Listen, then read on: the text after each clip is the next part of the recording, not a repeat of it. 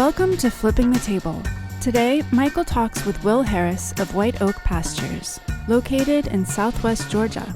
Will's family has raised cattle and crops there for 6 generations, but after World War II, an industrial farming approach took over and the degradation of land and community began. In the 1990s, after a decade of cattle production, like his father, Will had an epiphany and began to produce food regeneratively. Today, Will shares with Michael his journey to healing and community wealth generation. Enjoy the show.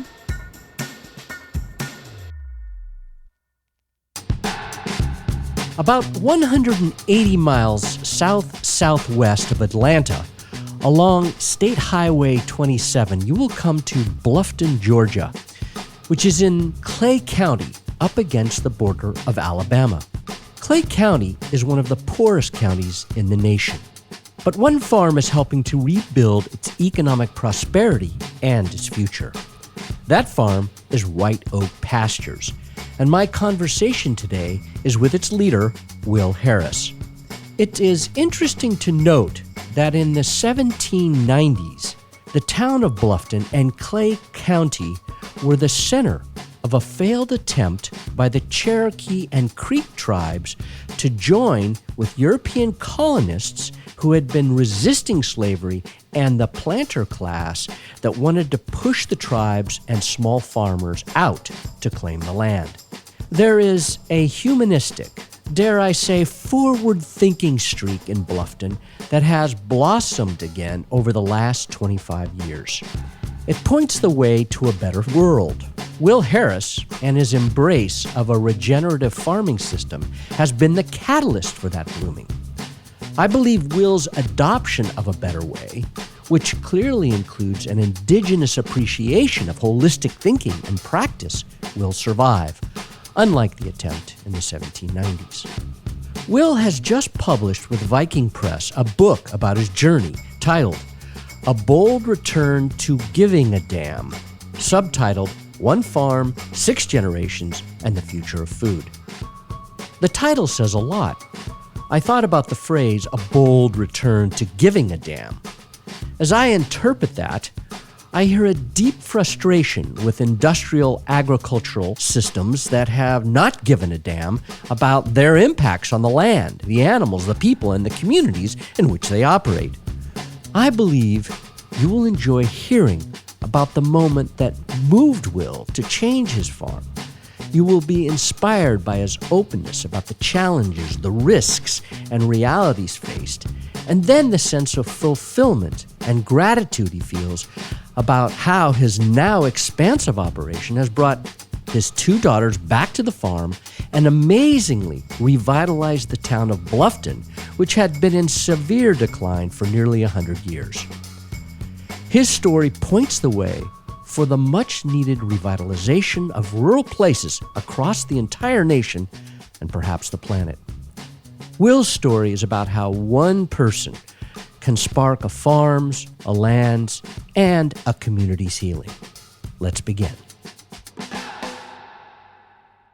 Will Harris, great to see you via Zoom. I really appreciate actually you taking the time because I know you're a busy guy running the ranch. I'm grateful to be on with you, Mr. Dillon. Thank you for having me. Yes. So why don't we jump in? In the introduction to this, I explained that your new book is out and that you are telling the story, your story of your life and what you've learned and what you've brought to the world. And I thought it would be really nice to hear from you the 9 commandments that you've used to kind of guide your life and your work, because I think it tells us a lot about who you are. And you can weave in, your origin story.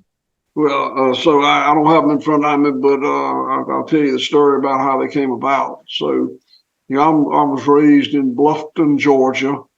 Bluffton is in Clay County. Clay County was the poorest county in the United States of America in 2020. So it's very economically impoverished area, and it's in the Bible Belt, and that's a big deal. And it's kind of a local joke that there are 3 kind of people. There are really good people that go to church. There's really bad people that don't go to church, and there's the Harrises. And And that was us. That was my family. And I saw my daddy in church twice, my wedding and his funeral. Oh, wow. So you were somewhere in the middle, your family. Okay. But he was a good man. I brought that up to say that the 10 Commandments that I was taught along the way, it always seemed to me like it was a heap about what not to do. And I guess that's fine. I figured I was good on 70% of them, probably not 80 or 90, but 70. But I wrote my own commandments about what they were in a positive way, what I would do, how to treat the land and the animals and the community. And they're listed in the book. I can't recite them to you. But it's the way I've led my life, and I've been very happy with it. I think I pray devoutly, but I don't do it in the building in town. I do it in the pastures. We move cattle every Sunday morning. Mm-hmm. That's beautiful. Yeah. To me, nature's a spiritual place, so I can totally relate to that. Well, why don't you tell people just a little bit about the history of the farm, going back to the 1860s and the generations that preceded you? My great-grandfather came to this farm, Bluffton, Georgia, actually just south of Bluffton, Georgia, in 1866. He had had a farm in Quitman County, which is about 60 miles from here, that he somehow lost in the Civil War. There's lots of different stories about how that happened, but he was fortunate in that he had an uncle who was a medical doctor in Bluffton who started him over the hill, on the farm we have today in 1866. He farmed the land all his life. His son, my grandfather, farmed the land all his life. And then my dad came back and took over the farm in 1945. He was born in 1920, so he was 25 years old. And that's kind of where it got interesting, because my dad really industrialized the farm. We don't know a tremendous amount about how the farm was run under my great-grandfather and grandfather, except anecdotally, it would have been a multi-species farm. It was a pretty large farm. They sold direct to consumers, and I know some stories about that. But my dad took over the farm post-World War II, and that was when agriculture really industrialized. And the industrialization went into hyperdrive after the war. And my dad changed it to a monoculture of only cattle, and moved the farm to a very linear industrial kind of operation. And he was very, very good at it.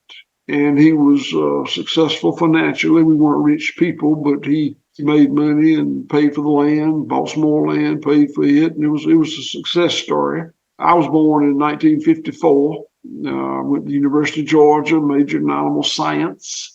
And I never wanted to do anything except come home and run the farm as an industrial cattle operation the way my dad had done it. Mm-hmm. And that's what I did. And I ran the farm very, very industrially for 20 years or so, to the mid-90s. Mid-90s, I really changed it dramatically. Before we get into that, I want to comment on something you said in the book. You talked about how you went to work. After you left the farm, you went to work for a company and that was really in the industrial system.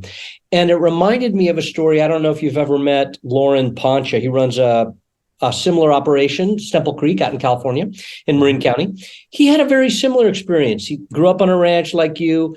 He went to Cal Poly, studied, and then he went to work for Monsanto and worked for them for 3 years, and then worked for a large, basically selling pharmaceuticals for the industrial system for many, many years, until he had a certain moment that changed his mind. He had an epiphany. And when I read your book, I had just had dinner with him where he told me the story. And then I read your book, and you had a similar moment, an epiphany moment, which I found very compelling on page 48. I'm actually quoting it in my book because it was so powerful to me. So can you tell people what that was? Yeah, and Lauren's story and my story are very, very similar. And when I graduated from the University of Georgia, I was naive enough to believe I was going to come home and my dad was going to go to the house and sit down and I was going to run the farm. But he was not up for that. He would have been much younger than I am now. So he insisted I go find a job somewhere, and I did. I found a job with an agricultural cooperative called Gold Kist. It's no longer in business, and I worked for them, and it was quite successful. I became a regional manager, I was the youngest regional manager they ever had by a decade. But I did come back and take over the farm later, and I was very happy doing it. And I made money every year. I actually went back and looked, and I paid taxes every single year that I ran the farm until I made the decision to transition over. Like I can remember distinctly, it was 1995. We were loading a load of cattle out. I was shipping them to the Midwest. They were steer cattle. There was about 100, 500-pound calves that I raised. And I'd done that dozens and dozens and dozens of times. But that morning, it just hit me completely different. We put those calves that I'd raised on that truck, double-decker truck, the ones on the top, urinating and defecating on the ones on the bottom. And they were going to be on that truck for 30 hours without food or water or rest. And these were animals that were born on my farm, and I cared for them all their life. And for the first time, it bothered me. Never had bothered me before, but it did. So I just made up my mind that morning I was going to do things different. I didn't have a plan. I just was going to do it different. When I read that, and Lawrence said a similar thing, he said he would raise these cattle and they were beautiful. And then he would get a report back from the feedlot that talked about their health problems that they were having. And he knew when he shipped those animals, they were really healthy. And so what I saw in your story and in his story, there's a love for the animals. There's a love for the animals. And that kind of, when you see and you start thinking about the impact, it kind of opens you in a different way. I took that from your story. Yeah, and I did have exactly that same experience. And I actually engaged in another practice called retained ownership. And that would be where I would ship my animals to the Midwestern feedlot or Western feedlot, and I would still own them. And they would feed the animals for me. But I paid for the feed. I paid for any pharmaceuticals, any medical treatment they gave them. And when one died, I'd get a death report. And it was always amazing to me how much sickness and death I had in those feedlots. And I kept their sisters. I seldom would have an animal die of inexplicable means. But lightning could hit one. We seldom had a dietary problem. It seems odd, but even at the time, and it was economically costing me money to do that, it didn't seem odd to me. That was just the way the system worked. And my dad had done it, and I did it, and it was fine. And I made money with it. I made less than I would have if the animal hadn't died, but on the group, I made money. Mm-hmm. It's amazing what you can get used to. Good point. That's the whole culture, isn't it? So now you had this moment and you made a decision. And when you read the book, you realize it was an incredible journey. Like you see in a movie, like The Hero's Journey. It's like an arduous path. All these things you have to overcome to basically build a new system. So, and you use the word husbandry. Wendell Berry uses the term husbandry around caring for animals. So it would be really interesting for you to share some of that. Like, what were the things that you learned, and what challenges did you have to face as you built this new system? Well, I'll tell you, but what's interesting is you mentioned husbandry. And, the major I had at the University of Georgia had previously been called animal husbandry. But before I graduated, it was changed to animal science. Yeah. And that's a really significant change. Yeah. Husbandry is much less linear, much more cyclical. Mm-hmm. Animal science is just epitomizes a very linear way of doing business. And that's important that people understand. So when I had that moment, that morning, loading those steer calves to be shipped out west, I suddenly, for the first time ever, I just didn't want to do that anymore. And really, in retrospect, that was a terribly naive way of making a business change. It's just what happened. So I started giving up things I didn't like. I didn't ship any more cattle to the West, and I didn't use any more subtherapeutic antibiotics. And I didn't use any more ionospores. I used less and less chemical fertilizers and pesticides on the pasture. Eventually didn't use any. Just started making really big changes that impacted me financially a lot. And I went from making money every year to not making much, and then not making any, and just not doing well. And I realized that, I mean, this is what I do for a living. I had young children. I had to make money. You had to work. So I realized I either had to go back doing it industrially or change the rest of the program. So I changed the rest of the program, which meant I created a beef brand, White Oak Pastures. White Oak Farms was the name of the farm. I started calling the brand White Oak Pastures, and found customers to buy the product. And it was just a little bit at first, but it got more and more. And my timing was so fortunate. Not good, not intentional, but just so happened. But I sold Public supermarkets and Whole Foods Market the first grass-fed beef that they ever bought and marketed as grass-fed beef. What year would that have been? 2001. I was already selling some product direct to consumers, but I couldn't sell enough. And we were able to get in those stores, and that really caught traction. And we built a slaughterhouse, and went on from there. The economic side of it was very difficult at first, and then we had some really good years, and then the economics has gotten tough again. The amount of imported product that's brought in today and marketed as product of the USA because the mandatory country of origin labeling went away.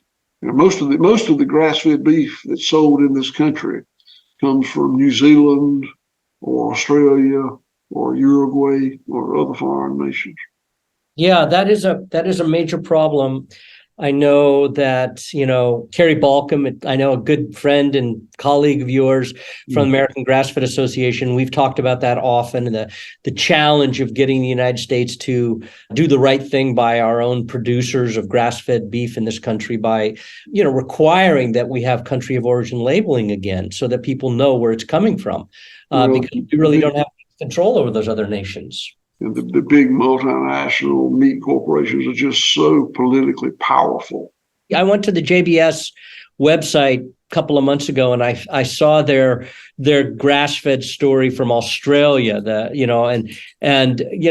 are really trying to get in and co-opt this thing that you and some other pioneers have started. So it is a major challenge when JBS is controlling probably 50% of the beef market in the world, one company. But, as long as they label it properly, I'm fine with it. I mean, I'm not saying we should not import beef from other countries, but we should label it as being from the other country, and certainly not label it as being a product of the USA, which is legally done now. And it's a lie. So, yeah.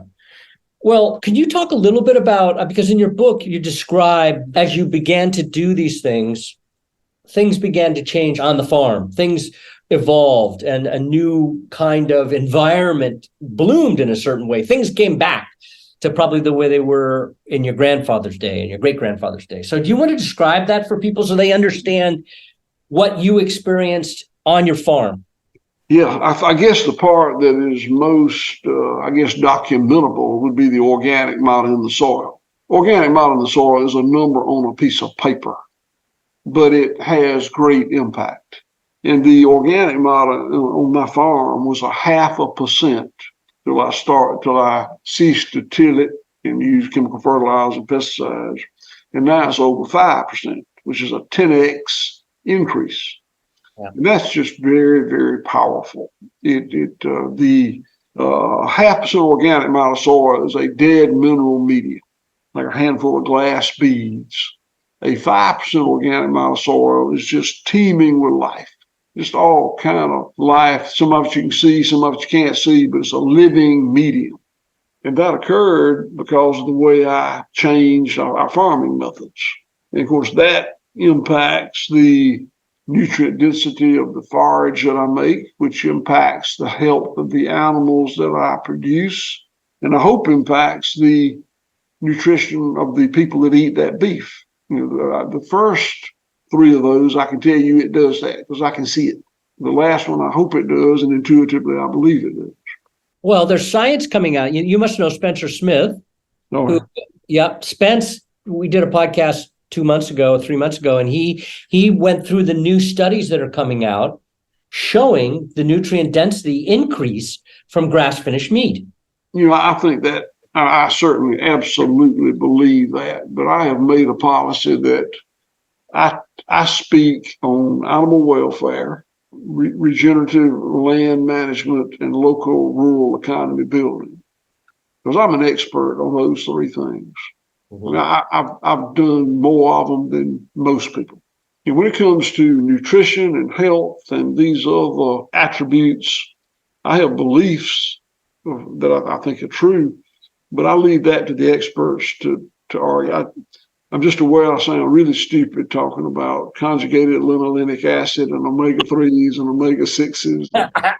Yeah, well, that's a good policy. So the soil kind of was the beginning of a cascade effect across the farm in terms of all the different changes.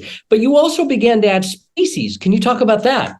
I was able to run this farm, a fairly large farm, as a monoculture of cattle because I used all the industrial tools.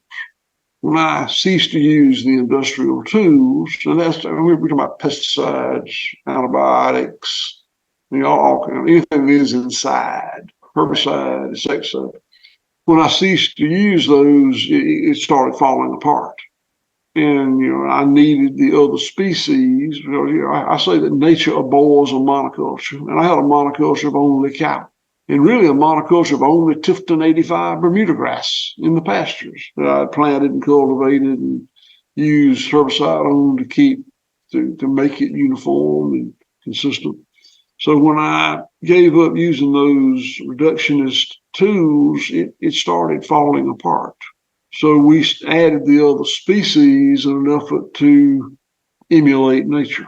We added I think the first species I added was sheep, because there were things in the pasture that the cows wouldn't eat. I had only Tifton 85 Bermuda grass, and the cows ate it. I quit using the herbicide. Other species came. The cows didn't. Yeah.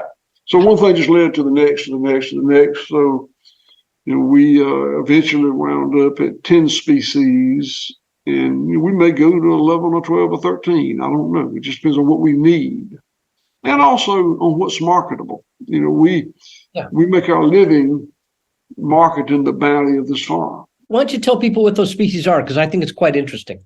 Cows, hogs, sheep, goats, rabbits, chickens, turkeys, geese, guineas, ducks. And we have a garden. In addition to those 10 species, we have a vegetable garden. We experiment with some nut species, pecans, and other things. Nice. I really like permaculture. I don't know much about it, so we're kind of dabbling in that just a little bit. But there's just the bounty of the land that spins off that we need to monetize to make our living is really a beautiful thing. All the wealth initially came from the bounty of the land. Yep. Production excess of the land. All that coal and oil and gas in the ground was the bounty of the land when the systems were operating optimally. Yeah, it's interesting to me in a way. I mean, many people have taught, Alan talks about this, Avery, others, about how so many civilizations fell because they really didn't know how to manage their resources. And other pioneers like yourself are kind of rediscovering that regenerative, great term, really descriptive term of what's happening now. It's not like organic or sustainable, it's regenerating, bringing it back to a time after humans have kind of, we've degraded things because we haven't been thinking holistically as you're doing now and thinking about mimicking nature as you described. So it is a wonderful thing to see. As I read the book, there's a lot in there about all of the dark side of industrial agriculture, all the harms it has caused really to communities, economically, to people individually, to the animals, and to the soil and the biology, the ecosystems as a whole. And so I'm just curious about, you describe it well in the book, about the emergence of what you started to do for the community, because a ton of benefits. You went through all these challenges and financial challenges. I mean, you're really stark and honest about the fact that you had to shoulder debt when your dad told you shouldn't do that. Let's talk a little bit about that, actually, before we get into the other benefits. Just talk about what it was like to take on debt. But my dad, again, born in 1920, was a child of the Depression. I guess from the time he was 10 years old through whatever, there was a Depression era farm in a poor part of the country where many, many, many people lost their farms, lost their land. And my family did not. They lived frugally, lived hard, and made it through the Depression, still owning the farm. And he was always very proud of that. And they did it by saving, living very frugally, working hard. And then he thought that was the key to success. You know, my dad was always carried a lot of money with him. I bet he didn't spend $2 a week, but he just loved the liquidity of having money in his pocket. Uh-huh. And he never borrowed money. And he told me to never borrow money, and I agreed to not, but I did. You know, when I made the agreement, I intended to live by it, but things changed. When I inherited the farm, I was blessed. I was left with 1,000 acres of land with no debt on it, good herd of cows, and some cash. And I made money myself. But then when I changed the way I ran the farm, I ceased to make money and started to lose money. And when I made the decision to build the slaughter plant and these other improvements that we made here, I had to borrow money. And I did so very grudgingly, a lot of angst, but I did it. And we owe money today, but it's been a good investment. What we spent money on has paid for itself. Mm-hmm. Well, it seems to me that one of the innovations, there's obviously industrial agriculture points out some of the challenges of a capitalist system, but one of the things that an innovation really is the use of debt in a business. There is a smart way to use debt, and I guess you've done that, but I think it is hard for a lot of rural families with ranches and farms to make that jump, that willingness to risk in that way, because the risk is so great, right? You could lose your property, and so many have since the 80s in our time.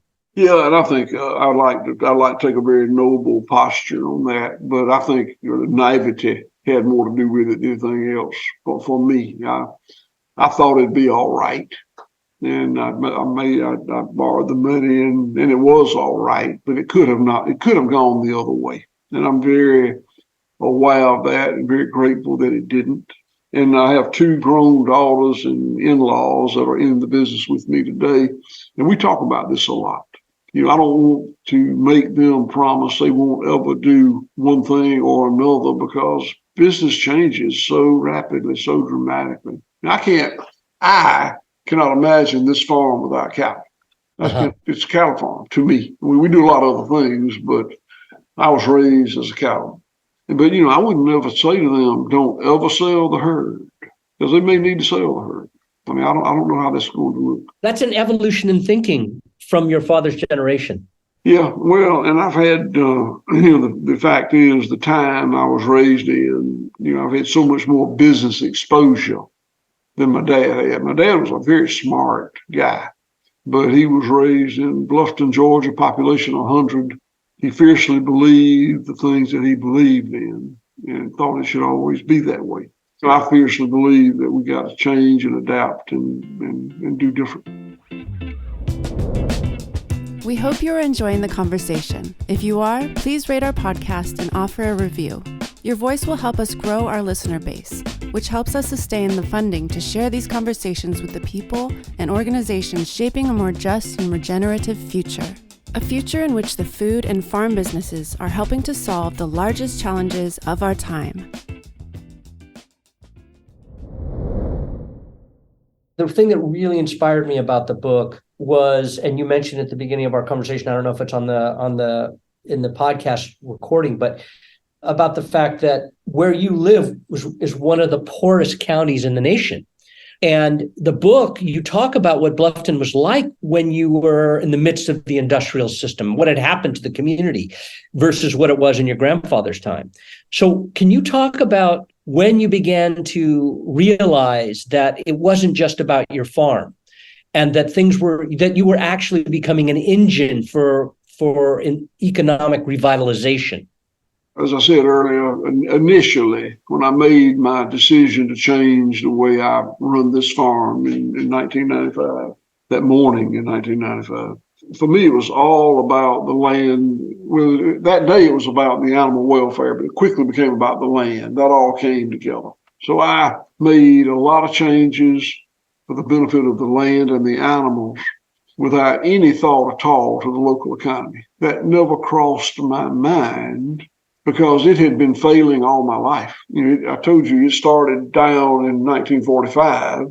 I was born in 1954, so I'd never seen anything except decline. And by the time I was old enough to appreciate what was going on, it was just generally understood that Bluffton would be a ghost town. It was on its way to it. There were other ghost towns we could look at and see where it was headed. And Renaissance changed with the animals in the land for 10 years. And I had a visitor one day, and he said, "This is a nice little town." And it surprised me. I had to look at him to see if he was kidding, and he wasn't. And I said, "This is kind of a nice little town." And the fact is, it was becoming a nice little town. It's just as important to me as that land and the animals now, but it came much later. It has come a long way, and it's kind of beautiful. I mean, it's nice. I mean, they're not nice in 5-star accommodations, but it's just a very nice little place, and it's growing. We're adding people.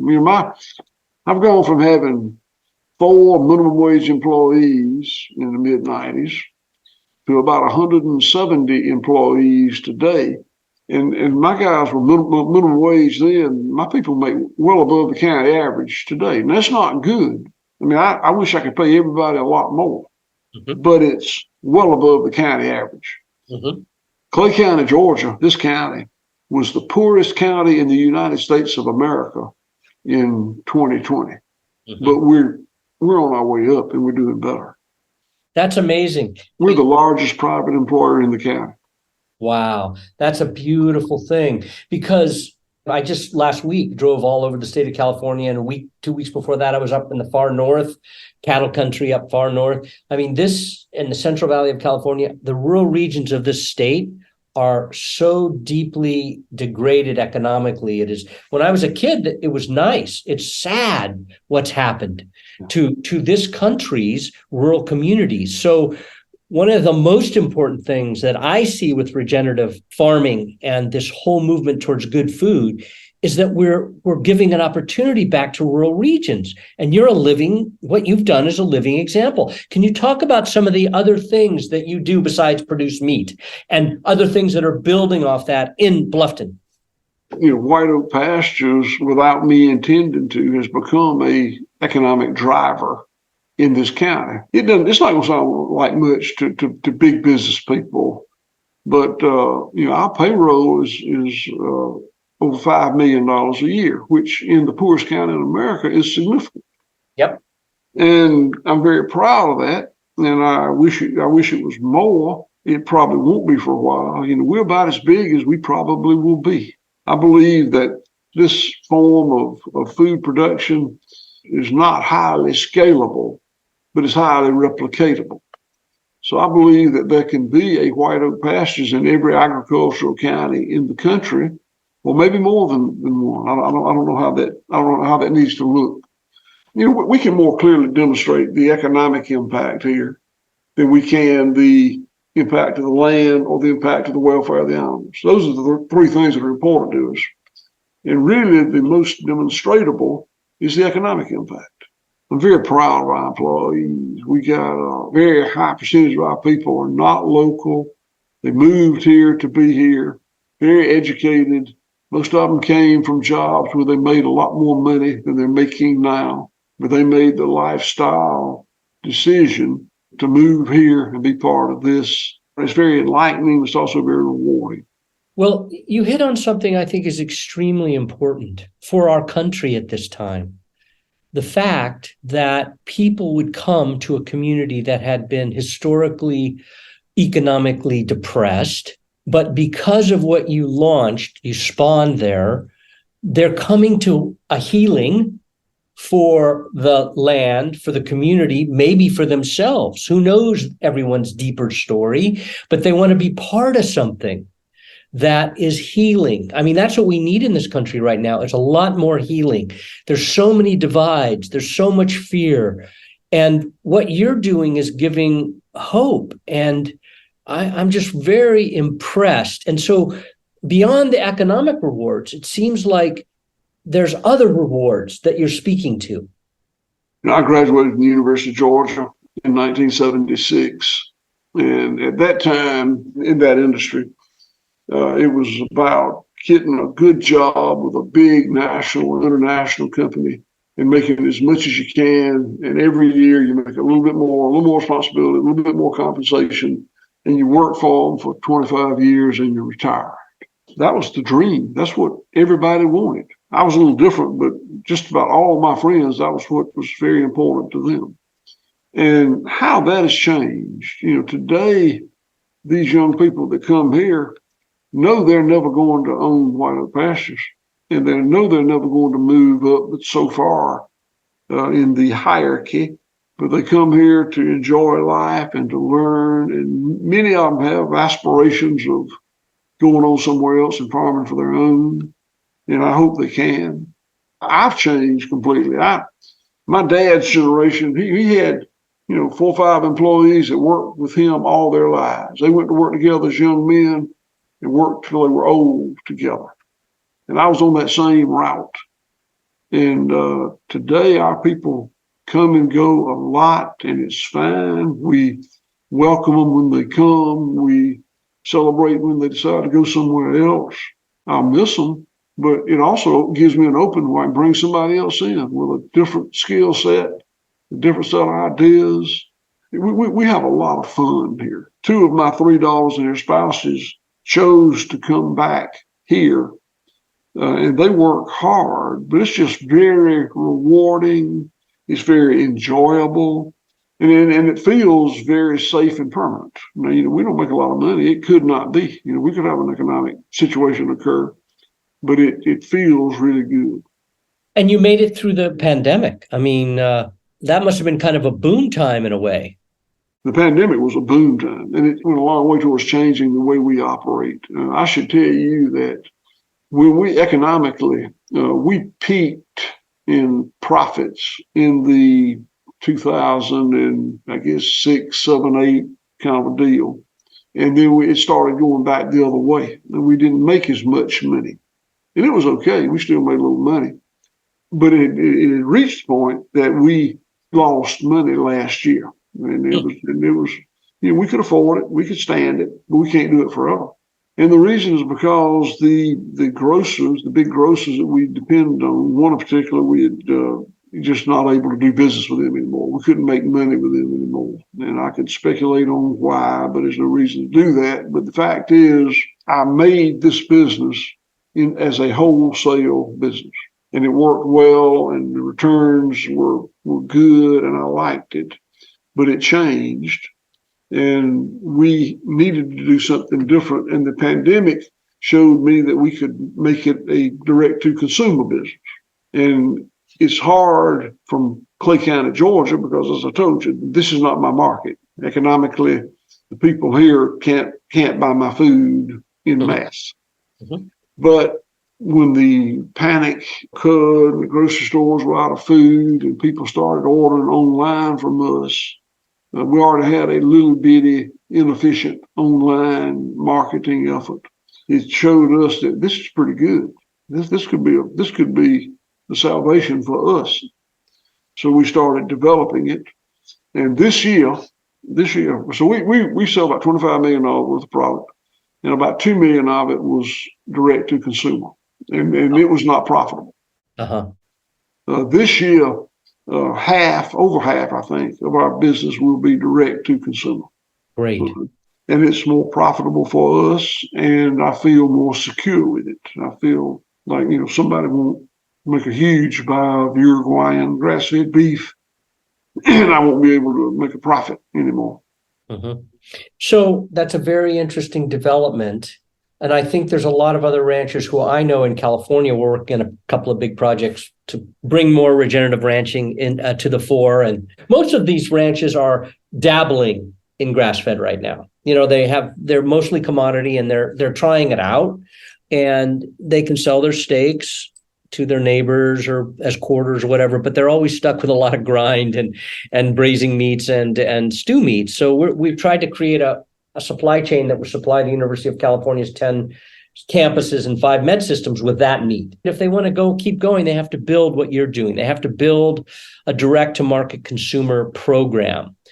And how far and wide do you reach? And how can some of our listeners find your beef or your other animals?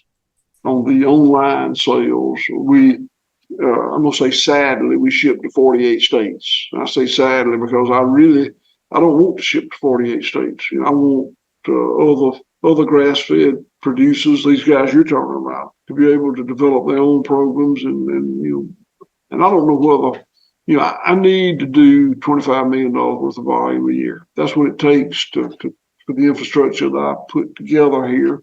But the smaller geography I can sell it in, the better I like it.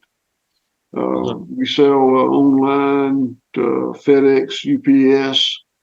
They deliver again to 48 states. But I appreciate anybody's business that gives it to me. But I'm happy to help them get hooked up with Spencer Smith, who you mentioned, and Lauren, who you mentioned, and some of the other mutual acquaintances we've got that do a fantastic job with grass-fed beef all across the country. But you would love to be really supplying your state, neighboring states, kind of really localized. The smaller geography that I think we can all be in, the better off we are. I'll never be able to make my living in Bluffton, Georgia. We 100 people. That's not going to work. So we got to reach out further than that. But I'm right where Georgia, Florida, and Alabama come together. That southwest corner of Georgia. So, New York and Texas are 2 of my biggest states that we ship to. And we ship to anybody that buys it. But I hope I can help you find somebody local. That's cool. So, but people can go to White Oak Pastures and find you if they want to try your meat. Because, I've never actually, I don't know if I've ever actually had any Georgia grown grass-fed meat. I'm going to make an order just so I can taste the difference between, what you're doing and what other people are doing. Be interesting to see. Well, I think ours is good. I think other people's good. I think that there's a terroir noir that occurs. We have production advantages here that they don't have in other places. I can keep something green growing 52 weeks a year. Yeah. They have production advantages in other areas. Some of these guys in these more mountainous soils have got greater mineralization than we do in this coastal ancient seabed we farm. Every area has got pluses, and I was raised. My dad said, "This is the best land in the world, right here." Well, no, it's not. He thought it was, but it's really not. It's good. It's fine. The things we can do to make it better. You know what I like actually are guinea hen. I really love guinea hen. So I think I might order one of those from you too, because actually you may remember Anya Fernald from Belcampo back. I think that's how I met you. Maybe was way back when we did Terra Madre in 2004. Yeah, and the first time I ever had a guinea hen was at her place at Belcampo before that all crashed. But it was a really great eating poultry. My favorite poultry is guinea. By far, it's just wonderful. How do you prepare it? What do you like to do with it? Oh, I don't cook it. They cook it up there. They do anything with it you do with the chicken, but it's just all good. Yeah, it is. Well, we've come to the end, but I just want to say one last time, Will, that what you've done is a beautiful thing, and it gives lots of people hope, not just in your community of Bluffton, but all around the country, how you've done it. your persistence. That's what really comes out in the book, is that you're a person who, once you set your mind to it, you don't give up, and you created something beautiful that's healing your community, the animals, the ecosystem, and humans' bodies. So congratulations. Thank you very much for your time. And I look forward to see you in 2024 when I come through Georgia. I'm looking forward to your visit. That'll be a lot of fun. Thank you for listening. Roots of Change is a program of the Public Health Institute.